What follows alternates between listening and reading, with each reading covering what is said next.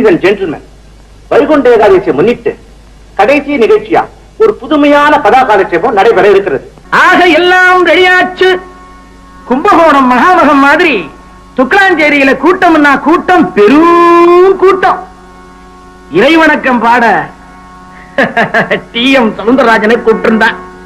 டி.எம்.எஸ். வந்தார், பாட ஆரம்பிச்சார். என்ன பாடினார்? மெதுவா மெதுவா தொடலாமா, மேனியிலே கை படலாமா. அட அதிஷ்டுகளா, இதையா அவர் பாடுவார்? அசல் பக்தி பாட்டை அல்லவா பாடினார். வணக்கம். இப்போ நீங்க ரசிக பெருமக்கள்லாம் ஒரு வீடியோவை பார்த்துருப்பீங்க. அது புரட்சி தலைவர் எம்.ஜி.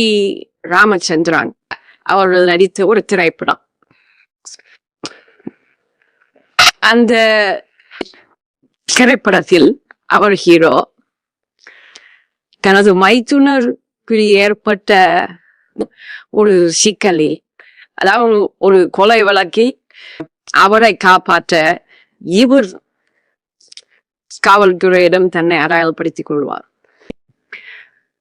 அந்த காவல்துறைக்காரர்கள் இவரை விரட்டி பிடிக்கும் போது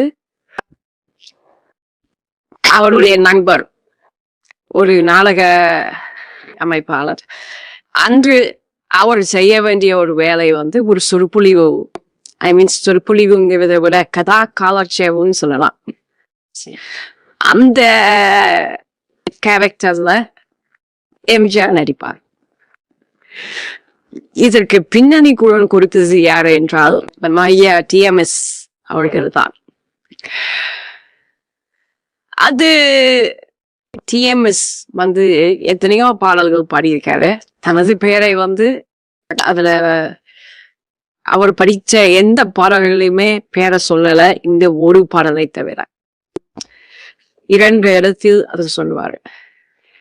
டி.எம். சவுந்தரராஜன் அப்படிங்கிற முழு பெயரையும், டி.எம்.எஸ். அப்படிங்கிற அந்த ஷார்ட் நேமையும் அவர் அதெல்லாம் குறிப்பிடுவார். இந்த